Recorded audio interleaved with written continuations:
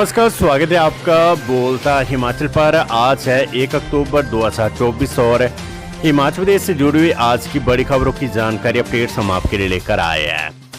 कल हिमाचल प्रदेश की सभी पंचायतों में ग्राम सभा की बैठक होने वाली और उस बैठक के लिए 9 एजेंडे सरकार और विभाग ने तय किया है। क्या खबर है, उससे जुड़ी हुई जानकारी अपडेट्स। पुलिस कांस्टेबल की भर्ती हिमाचल प्रदेश में होने वाली और इस भर्ती का नाम अब बदल दिया गया है। क्या खबर है, इससे जुड़ी हुई जानकारी अपडेट्स हम आपको देने वाले हैं। अगले सप्ताह इस भर्ती का विज्ञापन जारी होने वाला है। शिक्षा विभाग ने अपने कर्मचारियों को प्रमोशन का तोहफा दिया है। क्या खबर है, इससे जुड़ी हुई जानकारी अपडेट्स भी हम आपको इसमें देने वाले हैं। इसके साथ ही कांग्रेस पार्टी ने सत्ता में आने से पहले 10 गारंटियां दी थी और उन्हीं गारंटियों का खामियाजा अब कांग्रेस को भुगतना पड़ रहा है, क्योंकि 2 राज्यों में चुनाव हो रहे हैं और भाजपा उन्हीं गारंटियों पर अब सरकार पर लगातार हमलावर हो रही है। तो लास्ट तक आप इस न्यूज बुलेटिन को जरूर देखिएगा और हमारे चैनल बोलता हिमाचल को आप सब्सक्राइब जरूर करें। पेश है आज की सबसे बड़ी खबरें। शिक्षा विभाग में 327 क्लर्क और कनिष्ठ सहायक, वरिष्ठ सहायक के पद पर पदोन्नत आदेश जारी।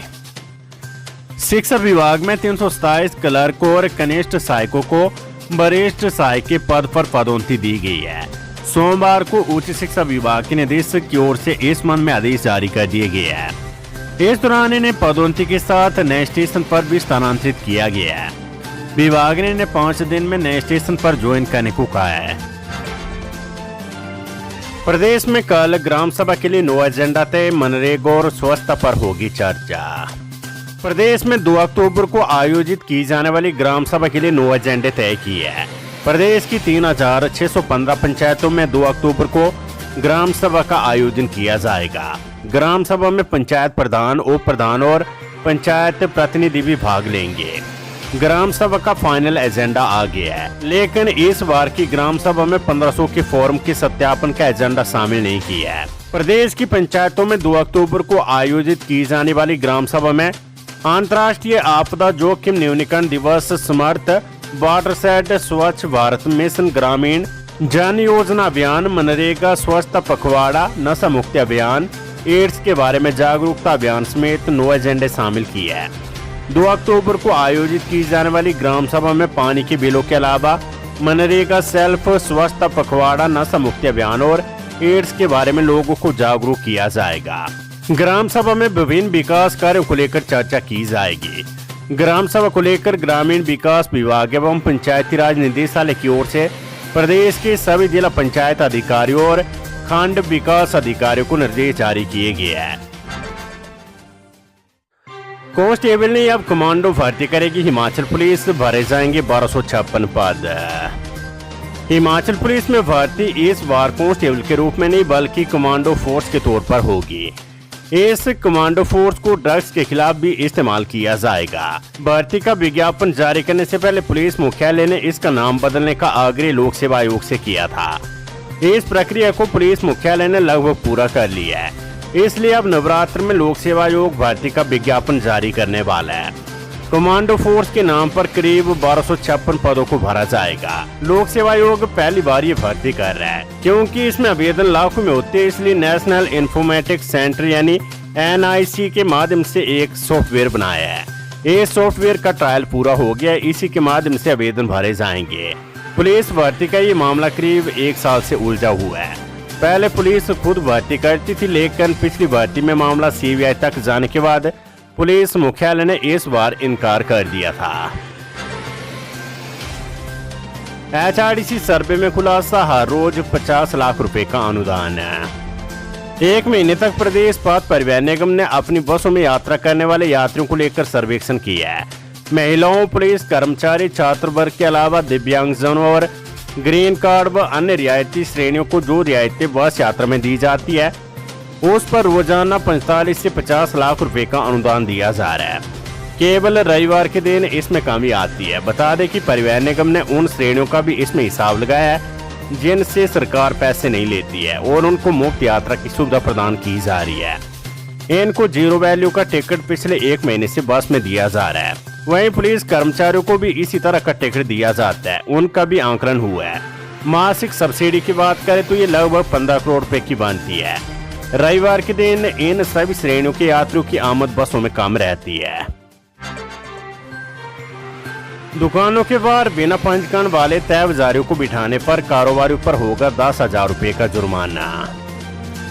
राजधानी शिमला में दुकानों के बाहर बिना अनुमति और बिना पंजीकरण वाले तय बाजारियों को बिठाने पर कारोबारियों पर नगर निगम 10,000 रुपये तक का जुर्माना लगाएगा। नगर निगम की नई स्ट्रीट वेंडिंग पॉलिसी में निगम ने जुर्माना लगाने का प्रावधान किया है। इस पॉलिसी के तहत यदि कोई कारोबारी पहली बार अपनी दुकान के बाहर बिना पंजीकरण वाले तय बाजारी को बिठाते हैं तो उसे चेतावनी और कुछ जुर्माने के साथ छोड़ दिया जाएगा। दूसरी बार ये जुर्माने की राशि 5,000 रुपये होगी और तीसरी बार भी तय बाजारी दुकानों के बाहर बैठे पाए गए तो निगम सीधे तौर पर 10,000 रुपये का जुर्माना लगाएगा।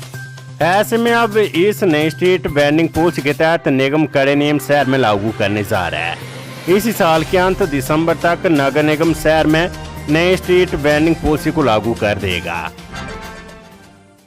हिमाचल प्रदेश में इस वर्ष ट्राउट का रिकॉर्ड 15.70% अधिक उत्पादन है। राज्य के हजारों किसानों की आतकी में ट्राउट मछली उत्पादन सहायक बनी और बीते वर्ष की अपेक्षा राज्य में रिकॉर्ड 15.70% ट्राउट का अधिक उत्पादन हुआ है। राज्य सरकार मछुआरों को उच्च गुणवत्ता वाले ट्राउट फ्रूट स्टॉक और रेनबो ट्राउट बीज प्रदान करने के लिए जिला कुल्लू के पतलीकुल में ट्राउट ब्रूड बैंक स्थापित करने पर भी विचार कर रही है। ये कदम राज्य में ट्राउट उत्पादन को बढ़ाने के अलावा ट्राउट पालकों की आतकी को सुदृढ़ करने में महत्वपूर्ण साबित होगा।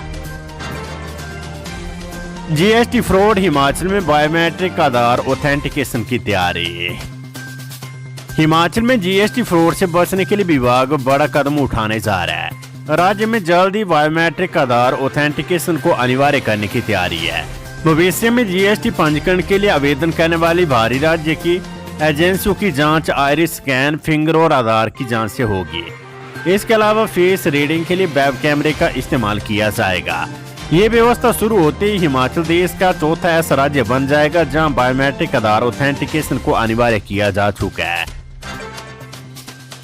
हिमाचल के बाद हरियाणा को भी गारंटियों से ठगना चाहती है कांग्रेस। जयराम ठाकुर नेता प्रतिपक्ष जयराम ठाकुर ने आरोप लगाया कि हिमाचल प्रदेश के बाद कांग्रेस पार्टी हरियाणा के लोगों को भी झूठी गारंटियों से ठगना चाहती है। हालांकि हरियाणा के लोग हिमाचल प्रदेश के हालात को देखकर झूठी गारंटियों से चौकन्ने हो गए हैं तथा कांग्रेस को सबक सिखाने के लिए तैयार है। जयराम ठाकुर ने जारी बयान में कहा कि प्रदेश के लोगों को कांग्रेस सरकार हर दिन महंगाई का नया तोहफा दे रही है। डीजल को महंगा करने के बाद सरकार ने बिजली, पानी और सीमेंट को महंगा कर दिया है। उन्होंने कहा कि कांग्रेस की जन विरोधी नीतियों के कारण हिमाचल के नेताओं को स्टार प्रचारक की सूची से दूर रखा है। उन्होंने कहा कि प्रधानमंत्री ने हिमाचल को 1,10,000 प्रधानमंत्री आवास पिछले 1 वर्ष में दिए है, लेकिन राज्य सरकार इसमें भी अवसर देख रही है। उन्होंने कहा कि प्रदेश में सत्ता में आने के बाद कांग्रेस सरकार ने सीमेंट के दाम में 120 रुपए प्रति बैग की वृद्धि की है। इसके अलावा निजी अस्पतालों में मिलने वाली हिमकेयर की सुविधा को छीना है। उन्होंने कहा कि प्रदेश की जनता चुनाव के बाद सरकार की तानाशाही और नाकामी का खामियाजा भुगत रही है। उद्योग मंत्री से मिले उद्यमी बोले, बिजली के रेट कम नहीं हुए तो होंगे बर्बाद। हिमाचल प्रदेश के उद्योगों के लिए बढ़ाएगी बिजली के दामों को लेकर एक उद्यमियों का प्रतिनिधिमंडल उद्योग मंत्री हर्षवर्धन चौहान से सोमवार को परवाणु टिम्बर ट्रेल में मिला। उद्योग मंत्री 1 दिवसीय दौरे के लिए नालागढ़ विधानसभा क्षेत्र में पहुंचे थे। इस दौरान कार्यक्रम के उपरांत वापिस शिमला जाते समय भी परवाणु में उद्यमियों से मिले और उनकी समस्याओं को सुना। प्रदेश के उद्यमियों ने एक स्वर में बिजली के दामों में कटौती का मामला उनके समक्ष रखा और कहा कि यदि बिजली के दाम कम नहीं हुए तो भी बर्बाद हो जाएंगे।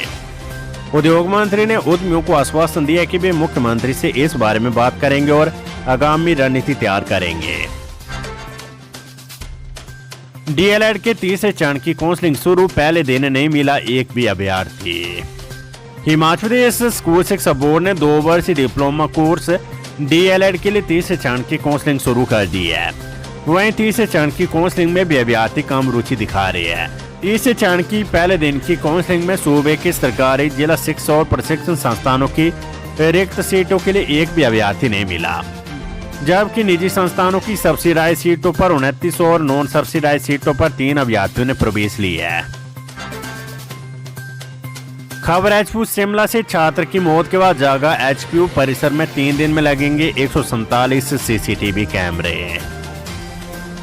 हिमाचल प्रदेश विस्ताले में शुक्रवार रात को शहीद भगत सिंह छात्रावास की 5वीं मंजिल से छात्र की गिरकर हुई मौत के बाद विस्ताले प्रशासन छात्रावास में रह रहे छात्र छात्राओं की सुरक्षा को लेकर हरकत में आ गया है। इसके लिए चीफ वार्डन और विस्ताले के मुख्य सुरक्षा अधिकारी कार्यालय और निर्माण उपमंडल और स्टोर परचेज अधिकारी को दिशा निर्देश जारी किया है। शनिवार को कुलपति के छात्रावास के दौरे के बाद मौके पर दिए आदेशों के बाद मुख्य सुरक्षा अधिकारी की ओर से स्टोर परचेज ऑफिसर को 3 दिनों में विस्ताले में छात्रावास और विस्ताले परिसर में 147 सीसीटीवी कैमरे लगाने को कह दिया है। Weather update. मानसून की विदाई के लिए परिस्थितियां अनुकूल, 1 सप्ताह साफ रहेगा मौसम। हिमाचल से अब मानसून के रुखसत होने का समय आ गया है। मौसम विभाग के अनुसार आगामी 2-3 दिनों के दौरान हिमाचल के कुछ हिस्सों सहित राजस्थान, हरियाणा, पंजाब के कुछ हिस्सों और जम्मू कश्मीर, लद्दाख, मुजफ्फराबाद से दक्षिण पश्चिमी मानसून की वापसी के लिए परिस्थितियां अनुकूल होती जा रही है। मौसम विभाग के अनुसार आगामी 1 सप्ताह तक मौसम के साफ और शुष्क रहने की संभावनाएं हैं। संजौली मस्जिद में अवैध निर्माण की पैमाइश पूरी, कोर्ट में पेश होगी रिपोर्ट। राजधानी के संजौली स्थित मस्जिद में हुए कथित अवैध निर्माण की पैमाइश पूरी हो गई है। नगर निगम की वस्तुकार शाखा की टीम ने संजौली मस्जिद का दौरा कर इसकी पैमाइश की है। अब इसकी विस्तृत रिपोर्ट तैयार की जा रही है। 5 अक्टूबर को नगर निगम आयुक्त कोर्ट में इस मामले पर सुनवाई होनी है। इसी सुनवाई के दौरान मस्जिद में हुए अवैध निर्माण से जुड़ी पैमाइश की एक रिपोर्ट पेश की जाएगी। मामला कोर्ट के पास विचाराधीन है, इसलिए नगर निगम ने पैमाइश संबंधी रिपोर्ट को सार्वजनिक नहीं किया है। शिमला शहर में पानी के बिल जारी करने पर जल प्रबंधन कंपनी ने लगाई रोक। राजधानी शिमला में जल प्रबंधन कंपनी ने पानी के बिल जारी करने की प्रक्रिया पर रोक लगा दी है। इसके तहत अगले 15 से 20 दिनों तक शहर के हजारों उपभोक्ताओं को न ही पानी के बिल आएंगे और न ही पानी के बिलों की पेमेंट ऑनलाइन और ऑफलाइन जमा होगी। कंपनी ने फिलहाल पेमेंट जमा करने व बिलिंग प्रक्रिया पर रोक लगा दी है। जल प्रबंधन कंपनी का कहना है कि शहर में वाटर बिलिंग सिस्टम और पेमेंट कलेक्शन सॉफ्टवेयर को अपग्रेड किया जा रहा है। इसके तहत किसी भी उपभोक्ता को न ही पानी की बिल जारी होगी और न ही कोई भी पानी का बिल जमा कर सकेगा। सुजानपुर में भाजपा का कांग्रेस को झटका, जिला परिषद व वार्ड परिषद का चुनाव जीता। सुजानपुर विधानसभा क्षेत्र के तहत जिला परिषद और वार्ड परिषद के चुनाव में भाजपा ने जीत का परचम लहराया है और जीत के बाद भाजपा के दोनों विजेता प्रत्याशियों ने पूर्व विधायक राजेंद्र राणा के आवास पर पहुंचकर जीत का जश्न मनाया। भाजपा की ये जीत इसलिए भी मायने रखती है क्योंकि जिला परिषद के बेड वगेड़ा जिला परिषद वार्ड से मौजूदा विधायक कैप्टन रंजीत राणा द्वारा सीट खाली करने के बाद ये उपचुनाव हुआ था।